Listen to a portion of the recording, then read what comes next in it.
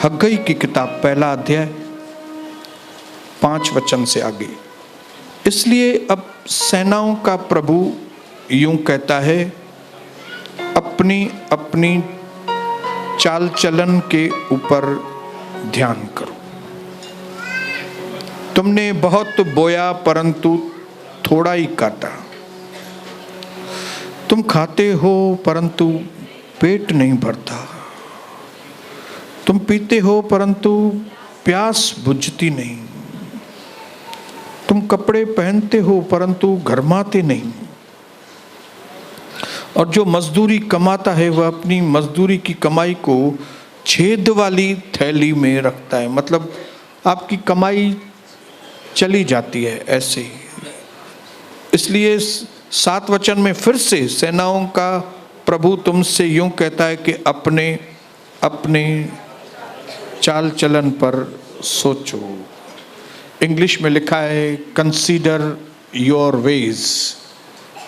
आप अपने तौर तरीकों को ध्यान दो।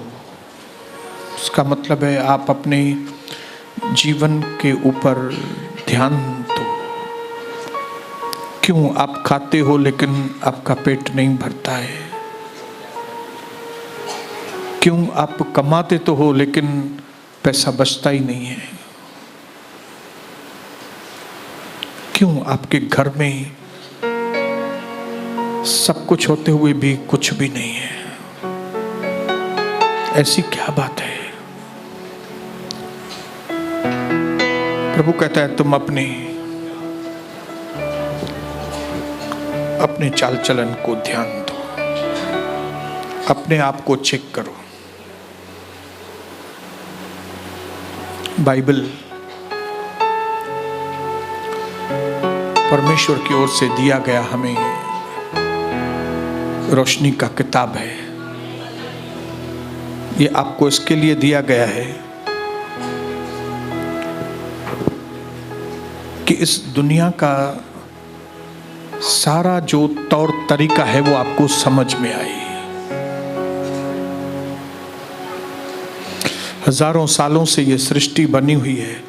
आपको पैदा हुए 20 साल, 25 साल, 40 साल, 50 साल हुए हैं। लेकिन इस सृष्टि में कौन सा सिस्टम चलता है? क्या करने से क्या होता है? क्या नहीं करने से फिर क्या हो जाता है? क्या करना चाहिए? कौन से तरीके से वो चीज करनी चाहिए? ये सब का ज्ञान देने के लिए प्रभु ने आपको बाइबल दिया है। इसमें प्रॉमिसेस हैं, प्रतिज्ञाएं हैं जो हमारे लिए हैं। और ये प्रतिज्ञाएं हमारे पास आए कैसे, वो भी तरीका इसमें बताया गया है।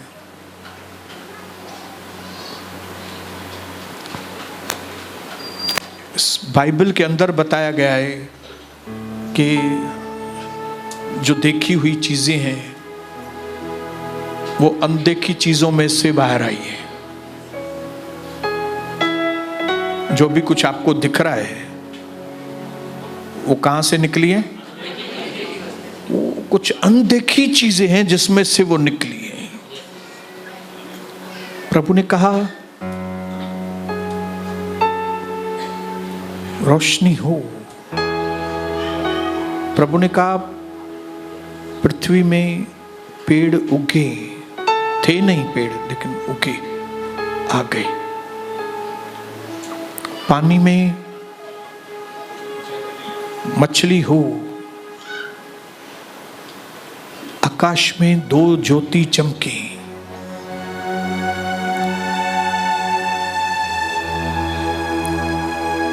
जो नई थी चीजें वो आ गई। आपको वचन दिया गया है ताकि आपको समझ में आए ये चीजें कैसे होती हैं। इंग्लिश में इसको कहते हैं प्रोटोकॉल, सिस्टम। कौन से सिस्टम से ये सृष्टि काम करती है?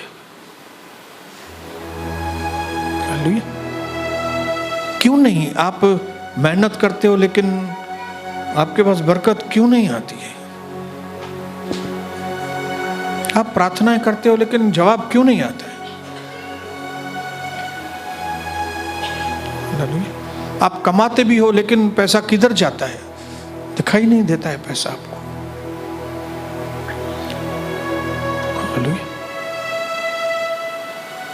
आपका जीवन कैसे संवरना चाहिए? आपका जीवन कैसे चमकना चाहिए? कहां पे चूके हैं आप?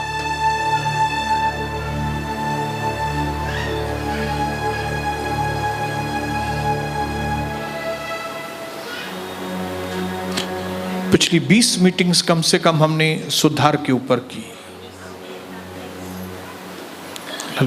और मैं विश्वास करता हूं कि कई जो आपके अंदर सवाल होंगे वो जवाब आपके पास आ गए हैं। मलाकी में प्रभु ने कई आपके सवाल भी बताए और फिर आपके सवालों के प्रभु ने जवाब भी बताए कि हम कहते हैं कि ऐसा तो नहीं, ऐसा क्यों है? फिर प्रभु कहता है ये इसलिए ऐसा है। आप कहते हो किस बात में प्रभु हमने आपको लूटा है? तो प्रभु कहता है इन बातों में तुमने लूटा है। क्यों हमारे जवाब नहीं आते हैं? क्योंकि तुम अपनी जवानी की पत्नी के साथ तुम विश्वास योग्य नहीं हो। ये बहुत सारे सवालों के जवाब मलाकी के अंदर दिए हैं, लेकिन सिर्फ मलाकी नहीं, जब कभी प्रभु वेदी से बात करता है जिंदा परमेश्वर हमारा, तब आपके एक एक सवाल का जवाब आपके पास मिलता है। अगर आपके पास समझने की ताकत हो तो आप समझेंगे। आपको समझना ही नहीं है, क्योंकि आपको अगर वो बात करनी नहीं है तो वो बात अलग है। लेकिन आपके हर एक प्रॉब्लम का सॉल्यूशन वेदी से बातचीत होती है। हालेलुया। इसके लिए अपने पड़ोसी को बोलो जब कभी प्रभु के घर में बैठो तो बड़े ध्यान के साथ बैठो।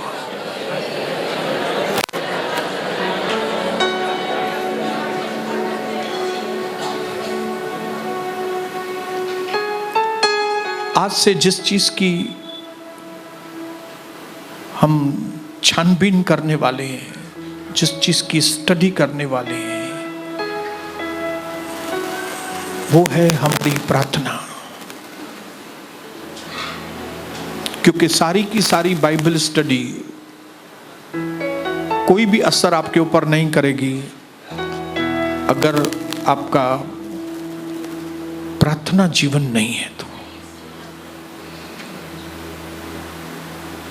हालेलुया।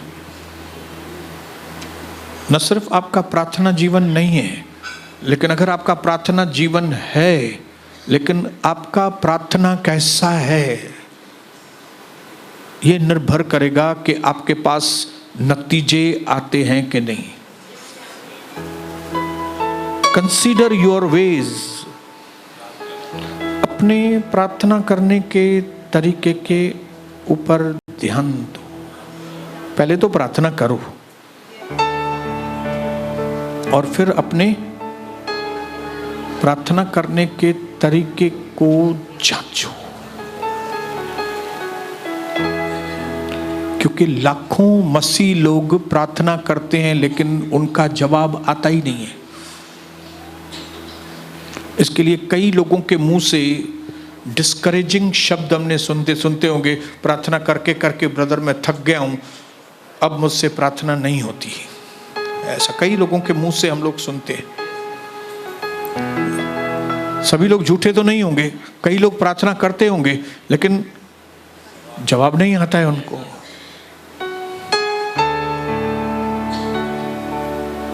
इसके लिए परमेश्वर चाहता है कि न सिर्फ हम प्रार्थना करें, लेकिन हम प्रार्थना के तरीकों को समझें, प्रार्थनाओं को समझें। Not only we have to pray, but we have to understand prayer. न सिर्फ हमको प्रार्थना करनी है, लेकिन प्रार्थना को समझना, गहराई से समझना है, ताकि हमारी प्रार्थनाएं जब हम करें तो उसका जवाब आए, नतीजा आए। हालेलुया। प्रार्थना एक ऐसा औजार है जिसके द्वारा आप स्वर्ग को नीचे ला सकते हैं।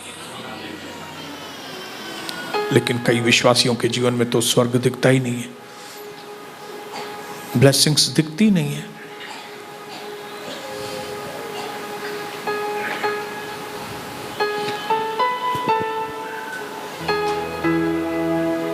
बोलिए, मेरी प्रार्थनाओं का असर मेरे घर में दिखना चाहिए। मेरी प्रार्थनाओं का असर, मेरे प्रार्थनाओं के नतीजे मेरे आत्मिक जीवन में दिखने चाहिए।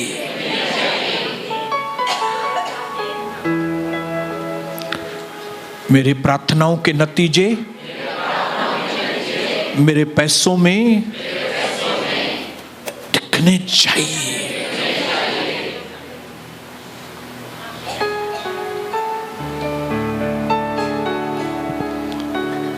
और आज मैं आपको खुले तरीके से बताना चाहता हूं कि अगर आपका प्रार्थना जीवन नहीं है तो आप एक हारा हुआ जीवन ही बिताएंगे। आपके जीवन में कोई गवाही नहीं होगी। हारा हुआ जीवन, नाम बड़े और दर्शन खोटे। और या तो समझो आप प्रार्थना करते भी हो लेकिन आपकी प्रार्थनाएं सही प्रार्थनाएं नहीं है, आप सरवाइव नहीं कर सकोगे, आप ज्यादा देर प्रभु में नहीं चल सकोगे।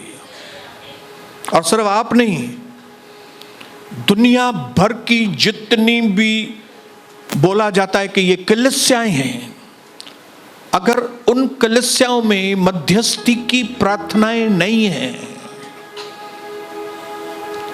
तो वो कलीसियाएं ज्यादा दिन नहीं चलेंगी।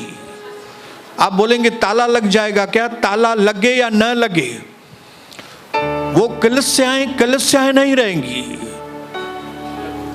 वो क्लब होती जाएंगी जहां पे लोग आते हैं, रेगुलर मिलते हैं, एक दूसरे की मदद भी करते हैं, एक दूसरे से आनंद मनाते होंगे। वो एक बिल्डिंग के जैसी है जिसमें लोग भी हैं, घड़ियाल भी लगा है, लाइट भी है, लेकिन यीशु नहीं है।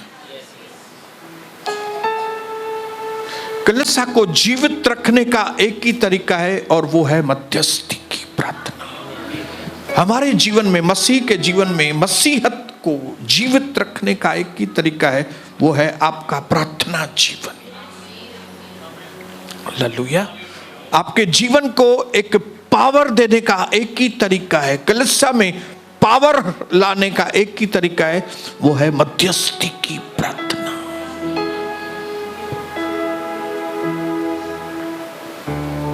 बहन, समझ में आ रहा है प्रार्थना का मतलब क्या है? समझ में आ रहा है?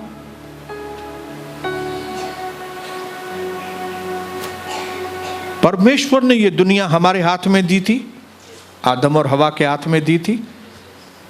आदम और हवा दुनिया के राजा थे, प्रभु ने उनको राजा बनाया था। जो तुम बोलोगे वो धरती पर होगा। लेकिन पाप करके आदम और हवा ने परमेश्वर के विरोध में जाके उन्होंने वो अधिकार शैतान को बेच दिया।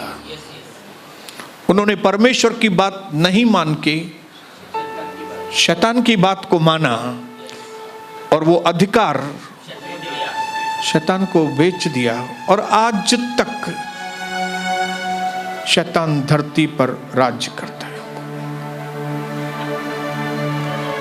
आप कितना भी बोलो, मैं तो नहीं बोलता हूं कि सारी पृथ्वी पर प्रभु का कंट्रोल है। अगर प्रभु का कंट्रोल होता तो हर एक व्यक्ति बच जाता। प्रभु का कंट्रोल होता तो ये जो अनर्थ कार्य, दुष्टता के काम हम देख रहे वो नहीं होते थे। लेकिन क्योंकि प्रभु ने वो कंट्रोल हमारे हाथ में दिया था, छीना नहीं है हमसे वापस वो कंट्रोल। अभी तक उसने हमारे हाथ में कंट्रोल दिया था और हमने वो कंट्रोल शैतान के हाथ में दिया। लेकिन अगर आप चाहते हो कि आपके घर में परमेश्वर काम करे, तो उसको काम कराने के लिए इजाजत देने वाले तरीके को कहते हैं प्रार्थना। अगर आप चाहते हो कि आपके घर में परमेश्वर इंटरफियर करे आके, अगर आप चाहते हो कि आपके आत्मिक जीवन में, भौतिक जीवन में, पारिवारिक जीवन में परमेश्वर आकर मदद करे, तो आपको उसको पुकारना पड़ेगा, आपको उससे मदद लेनी पड़ेगी। और वो भी मदद जैसे वचन में लिखा है वैसे मदद जब आप लेंगे तो वो मदद करेगा। और इस मदद लेने वाले तरीके को कहते हैं प्रार्थना।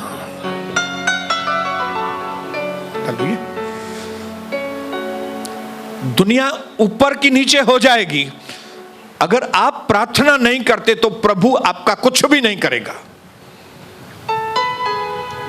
ये आपको कड़वा सच लगेगा, लेकिन मैं आपको सच बताऊंगा। मरते मर जाएंगे, अगर प्रार्थना नहीं करेंगे प्रभु मदद नहीं करेगा। क्योंकि आप प्रार्थना नहीं करेंगे और प्रभु आके मदद करे, ये इलीगल काम है, ये सिस्टम नहीं है। क्योंकि ये धरती प्रभु ने हमारे हाथ में दी है।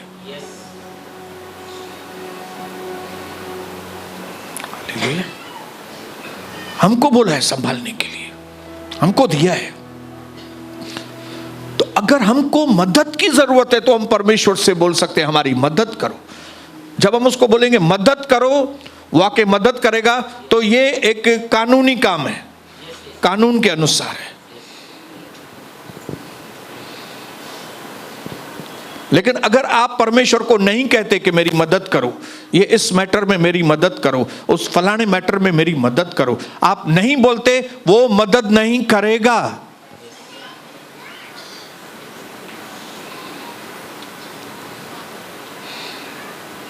इसके लिए हमारे कई मसीह लोगों के परिवार खत्म हैं। क्यों? उनका प्रार्थना जीवन खत्म है।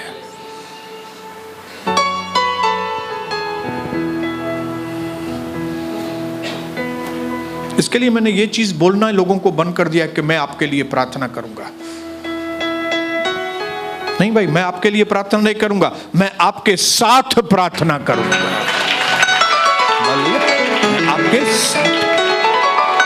मैं आपके साथ प्रार्थना करूंगा।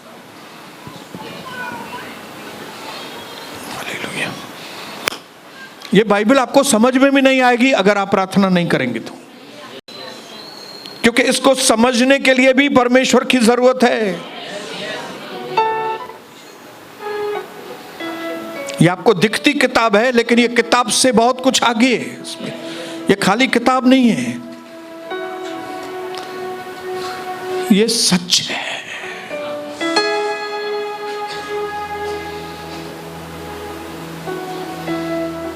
हालेलुया।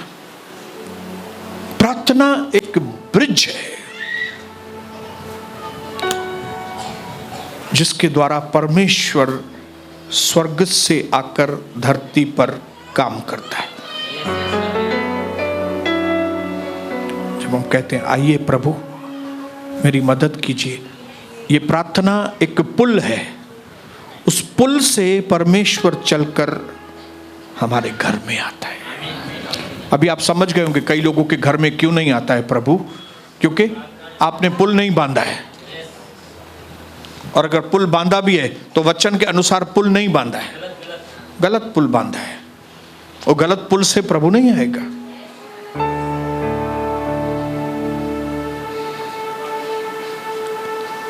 स्वर्ग की आशीषें धरती पर पाना ये लल्लू पंजू को लोगों का काम नहीं है।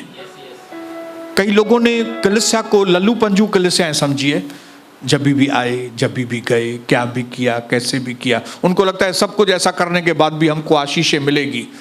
बिल्कुल भी नहीं मिलेगी, बिल्कुल भी नहीं मिलेगी। वो सारी की सारी दुनिया की कौन सी भी कलीसिया क्यों ना हो, वो ज्यादा दिन नहीं चल पाएगी अगर उन कलीसियाओं में ये प्रार्थना नहीं है तो। वो पति पत्नी भी नहीं चल पाएंगे जिनके घर में प्रार्थना नहीं है। वो घर प्यार वाला घर रहेगा ही नहीं जिस घर में प्रार्थना नहीं है। रहते होंगे पति पत्नी, रहते होंगे, लेकिन एक सफल परिवार, एक सच्चा परिवार, स्वर्गीय परिवार बिना प्रार्थना के नहीं बन सकता। आपके आसपास कई परिवार होंगे जिनके बीच में झगड़े नहीं होते होंगे। आप बोलते होंगे ब्रदर उनके घर में एक भी झगड़ा नहीं होता है। मैं झगड़े की बात नहीं बोलता हूं, मैं हृदय के प्यार की बात करता हूं। हालेलुया। कई बार जानवर भी एक दूसरे के साथ नहीं झगड़ते। कई कुत्ते और कुत्तियां झगड़ते नहीं है। आप देखो एक दूसरे के बाद में पड़े रहते हैं, मतलब क्या उनके जीवन में शांति है?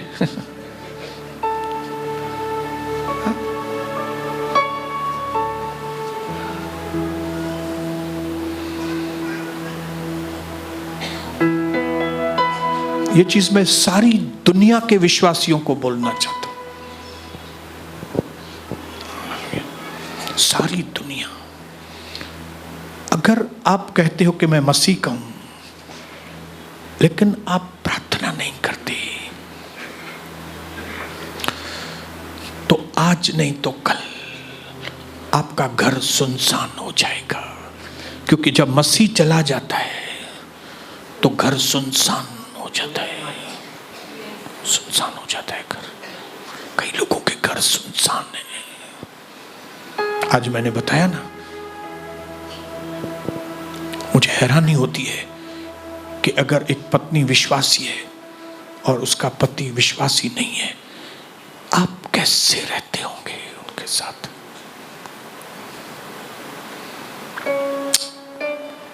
जहां पे भी दो या दो से ज्यादा मेरे नाम से इकट्ठे होंगे, वहां मैं बीच में होता हूं। एक से दो भले हैं।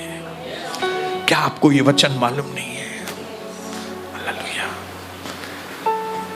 मैं शाबाश देता हूं उन भाइयों को जो खुद तो विश्वास करते हैं लेकिन उनकी पत्नी विश्वास में नहीं, और आप उस पत्नी के साथ रहते हैं। आप बहुत बहादुर व्यक्ति हैं। बहादुर बोलूं कि क्या बोलूं, लेकिन इतना जरूर बोलूंगा, भाइयों बहनों, जिस घर में यीशु नहीं है उस घर में रहना बहुत कठिन है।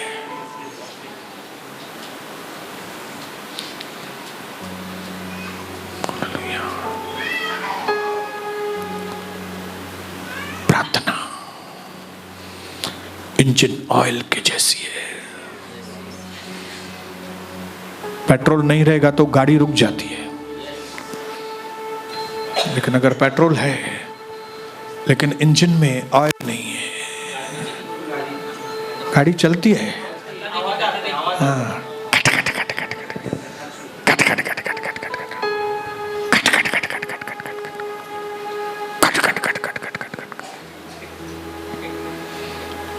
और शाबाश है उन लोगों को जो ये खटखट में रहते हैं।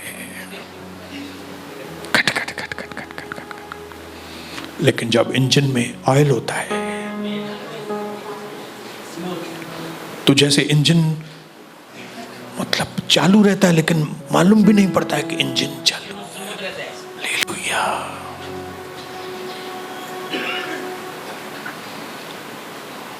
हालेलुया।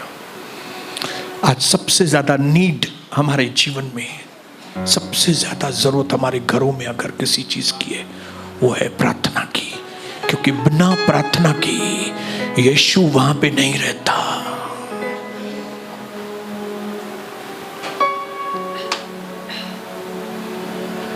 हालेलुया।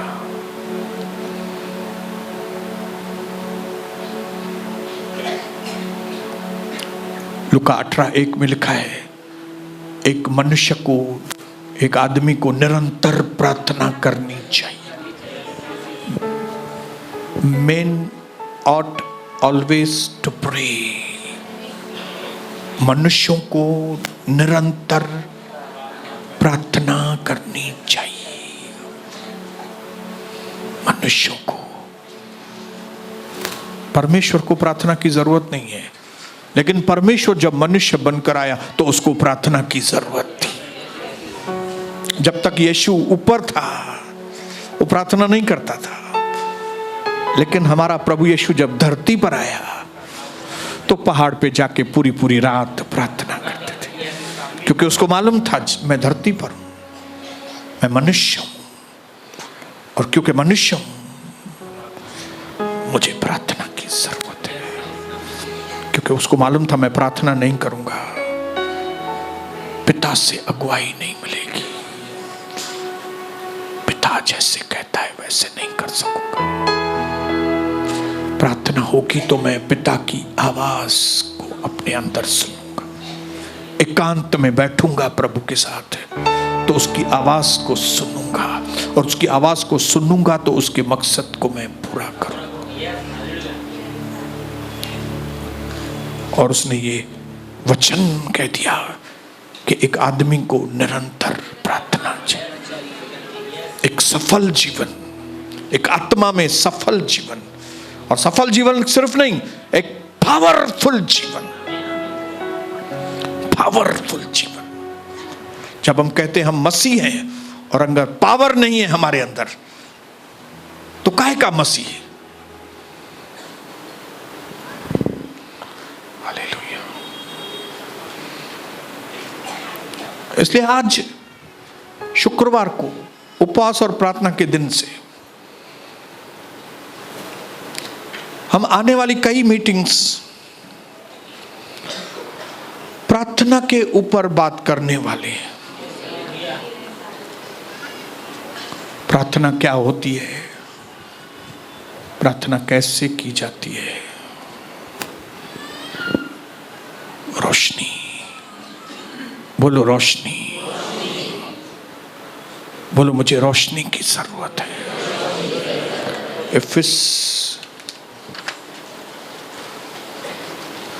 इफिसियों 1:17 और 18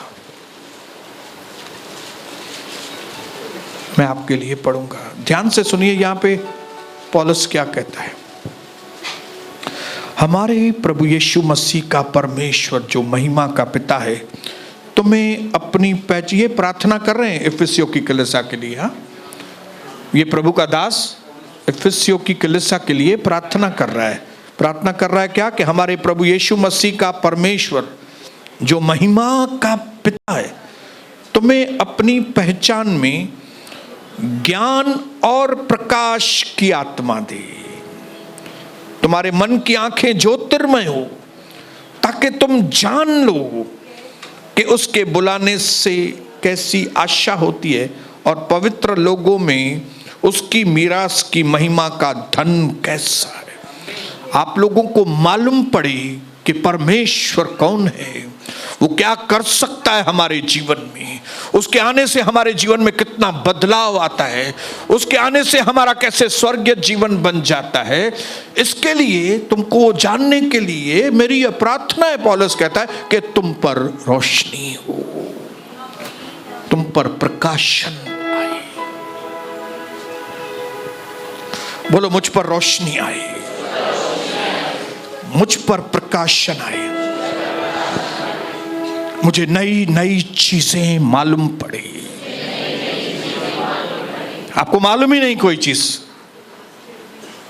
तो आप लॉस में। आपको कोई बात मालूम ही नहीं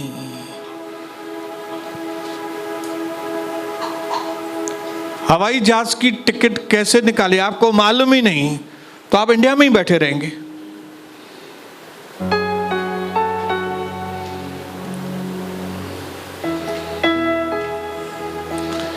it is the discovery that brings recovery. आप जब जीवन में डिस्कवरी करेंगे, नई चीजों की खोज करेंगे, तो आपके जीवन में रिकवरी आएगी। हालांकि अलग अलग दवाओं की डिस्कवरी हुई है, तभी आपकी तबीयत में रिकवरी आई है। जब कोरोना आया तो उसका तोड़ ढूंढा गया, उसका इंजेक्शन ढूंढा गया। कौन सा इंजेक्शन लगाएं कि कोरोना का असर हमारे जीवन में न हो, ढूंढ के निकाला उन्होंने। तो इस वक्त हमको क्या जरूरत है? इंजेक्शन का जरूरत। कौन सा इंजेक्शन? रोशनी वाला इंजेक्शन चाहिए, इंजेक्शन ऑफ इल्यूमिनेशन। हमारे अंदर ऐसा करो परमेश्वर कि हमारे अंदर रोशनी आए, हमें मालूम पड़ी प्रार्थना क्या है, प्रार्थना की ताकत क्या है, कैसे प्रार्थना करें, कौन से वक्त में प्रार्थना करें। ये जो आशीषें दिखती नहीं, वो कैसे आए हमारे जीवन में। ये जो हमारे घर में अशांति है, शांति कैसे आई। ये जो हमारे धंधे में से बरकत चली गई है, बरकत कैसे आई। मुझे रोशनी चाहिए, बोलो रोशनी चाहिए। मेरा भाई प्रभु के घर में नहीं आता है, मैं क्या बात करूं उससे प्रभु कि वो मेरा भाई यहां पे आए। मेरी बेटी मेरी बहुएं नहीं आती, मैं कौन सा व्यवहार करूं प्रभु उनसे, मैं कैसे बात करूं उनसे कि मेरे बेटे और मेरी बहुएं प्रभु आपके चरणों के पास। मैं कौन सी चीज खा रहा हूं कि जिसकी वजह से मेरी खांसी रुकती नहीं है प्रभु। मैं कौन सी चीज खाना बंद करूं कि खांसी बंद हो। रोशनी चाहिए। It is the discovery that brings recovery. आप डिस्कवरी नहीं करेंगे, रिकवरी नहीं आएगी। आप बस आके चले जाएंगे, आके चले जाएंगे, कोई नई चीज की खोज भी नहीं करेंगे, समुद्र के अंदर नहीं जाएंगे, अंदर जाके ढूंढेंगे नहीं, तो हीरा मोती में कुछ भी नहीं मिलेगा। आप बोलेंगे मुझे समुद्र के किनारे पे मैं ऐसे ऐसे करूं, तो आपको उधर पत्थर ही मिलेंगे खाली। सस्ती चीजें बाहर है। प्रार्थनाएं आपको सही मंजिल पर पहुंचाए।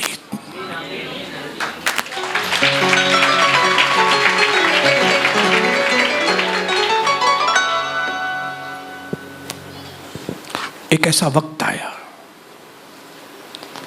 जब बाइबल के अंदर लिखा है, यूहन्ना बपतिस्म दाता को भी खत्म कर दिया। फिर उसके बाद स्टीफनस आया, उसको भी खत्म कर दिया। प्रभु का दास स्टीफनस, पावरफुल दास, खत्म हो गया। फिर उसके बाद यूहन्ना का खत्म। उसके बाद पकड़ में आया पतरस, और गवर्नमेंट उसको पकड़ के लेके गई, और लिखा है एक ही दिन में फैसला होने वाला था कि उसको भी फांसी पे लटका दो। लेकिन कलीसिया को समझ में आ गई बात कि कौन सी चीज जो हम नहीं करते, जिसकी वजह से ये हमारे चेले मर रहे हैं, ये मृत्यु के ऊपर मृत्यु हो रही है। कौन सी चीज ये कमी है हमारे अंदर के हमारे लीडर्स मर रहे हैं। नहीं तो हमारे इतने पावरफुल लीडर्स मरते जाएं, ऐसा क्यों? तब उनको समझ में आया प्रार्थना। और पहली बार वचन में लिखा है कि कलीसिया लौ लगाकर, हालेलुया, उन्होंने लौ लगाकर प्रार्थना की। और जैसे ही उन्होंने लौ लगाकर प्रार्थना की, वचन में लिखा है स्वर्गदूत उतर आया, वो जेल में गया और जो जंजीरों में बंधा हुआ पतरस था उसको वो जंजीरों में से बाहर निकालकर मेन रोड पर लेकर आके शिवाजी चौक पे छोड़ के स्वर्गदूत चला गया।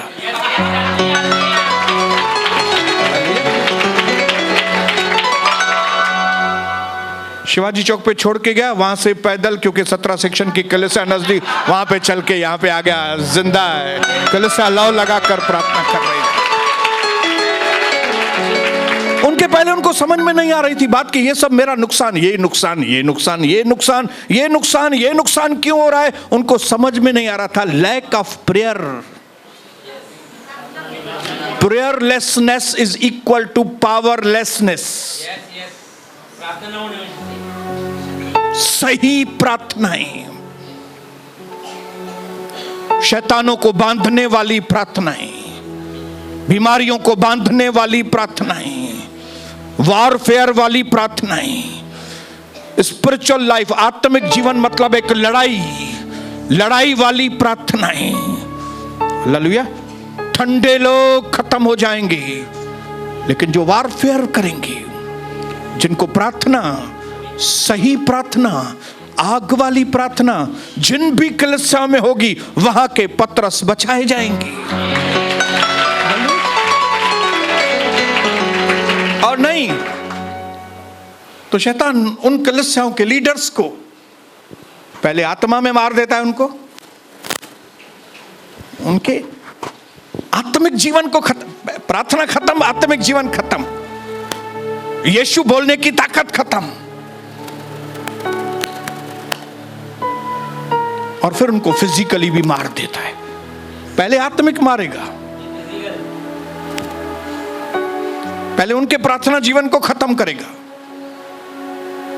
फिर वो पास्टर और कुछ नहीं करेंगे, वो प्रोग्राम खाली करेंगे। ये प्रोग्राम, वो प्रोग्राम, ये प्रोग्राम, वो प्रोग्राम, ये प्रोग्राम, लेकिन मध्यस्थी की प्रार्थना नहीं करेंगे। डांसिंग के लिए 2-2 घंटा प्रार्थना प्रैक्टिस होगी, स्किट के लिए 4-4, 8-8, 10-10 दिन प्रैक्टिस होगी, लेकिन मध्यस्थी की प्रार्थना में 1 घंटा भी नहीं बैठेंगे। 1 घंटा भी उनके बैठने के लिए बहुत मुश्किल होता है। क्यों? क्योंकि आत्मिक जीवन खत्म। और एक बार आत्मिक जीवन खत्म, ये सब चीजों में लग जाते हैं, फिर धीरे धीरे चल के उनके जीवन से प्रभु का ही इंटरेस्ट चला जाता है। प्रभु के लिए ही इंटरेस्ट, कौन है प्रभु, क्या है यार।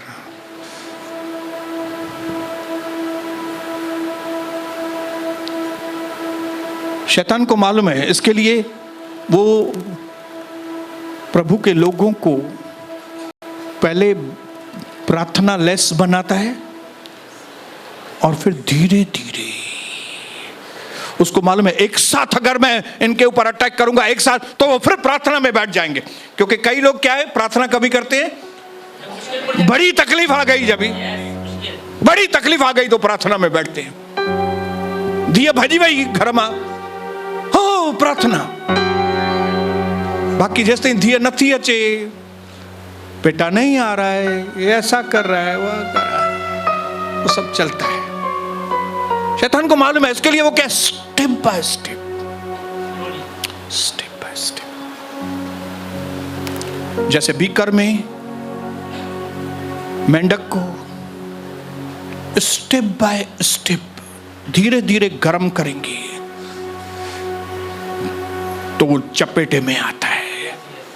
अगर मेंढक को गर्म पानी में फेंकेंगे तो तड़क करके बाहर जंप मारेगा, वो मरेगा नहीं।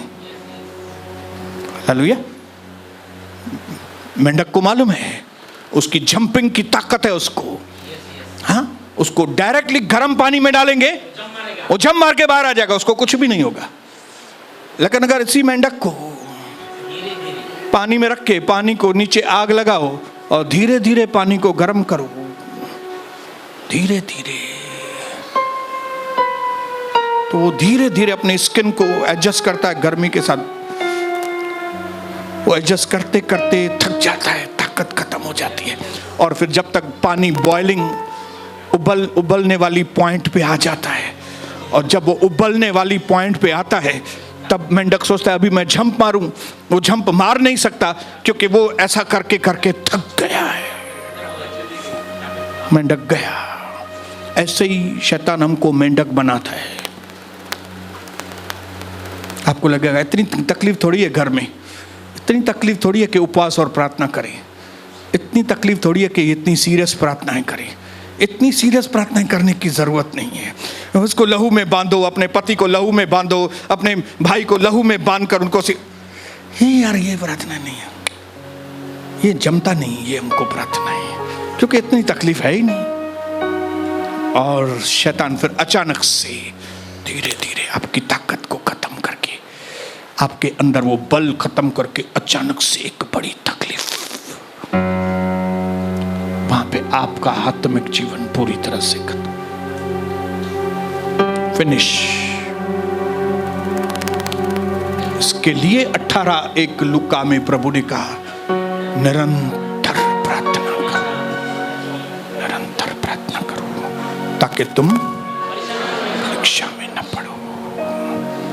मेरे भाइयों बहनों, जैसे जैसे अब इस बाइबल स्टडी को आगे बढ़ाएंगे, मैं विश्वास करता हूं आप में से हर एक व्यक्ति घर में जाके प्रार्थना जीवन के ऊपर खास ध्यान देगा। खास, हम नामधारी मसीह नहीं, हम प्रभु के सच्चे, क्योंकि विक्ट्री सिर्फ प्रार्थना वालों को ही आएगा। हालेलुया। कई आउटसाइडर के लोग, हमारे मुस्लिम भाई लोग 5 बार नमाज पढ़ते हैं, 5 बार प्रार्थना करते, साथ में धागा भी बांधते हैं, मंत्र भी क्या क्या करते हैं। हालेलुया। हमारे यहूदी दिन में 3 बार प्रार्थना करते हैं। हालेलुया। हफ्ते में उपवास भी करते हैं 3 बार, 2 बार।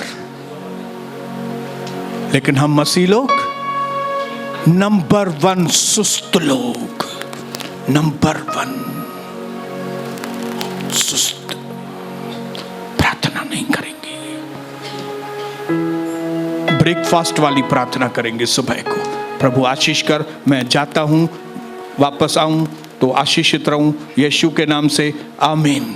जैसे एक मालिक नौकर से बात करता है, हाँ माँ मने तो महीने में परपड़े कम करे रख जे, मैं जा रहा हूँ, वापस आऊँ तब तक ये टेबल वेबल साफ करके रखना, ये हाँ मैं 15 मिनट में मैं आऊँगा, सब काम पूरा करके रखना। वैसे ही हमारे मसीह लोगों की सुबह की प्रार्थना होती है, मैं जा रहा हूँ, मैं महाराज स्वामी हूँ, मैं जा रहा हूँ, मेरे को आशीष करना, मैं जाता हूँ कार मेरे लिए रास्ता खोलना प्रभु, मैं जा रहा हूँ धंधे पे अच्छे ग्राहक भेजना, और मैं सीधा रात को आऊँगा यीशु मसीह के नाम से, आमीन।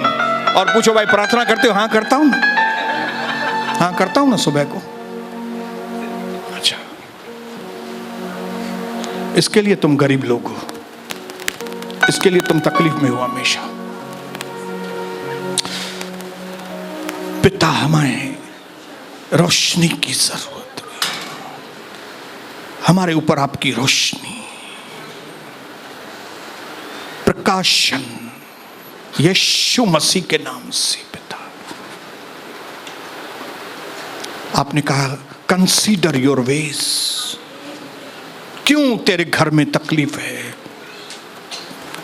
क्यों तेरे बच्चों में तकलीफ है, क्यों तेरे धंधे में तकलीफ है, ये सब क्यों हो रहा है? Consider yourself. अपने आप को जांचो, अपने चाल चलन को जांचो, अपने प्रार्थना जीवन को जांचो, अपने आत्मिक जीवन को जांचो।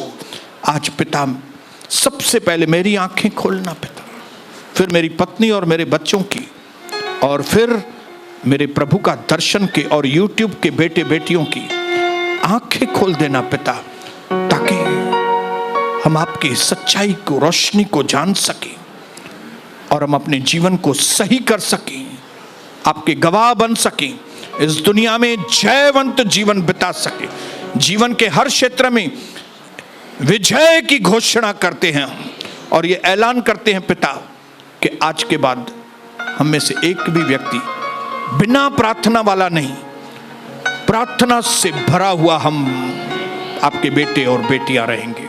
धन्यवाद मेरे प्रभु, आपने हमारी विनतियों को सुना, हमें रोशनी से भरा। दिल से धन्यवाद, यीशु प्रभु के नाम से, आमीन।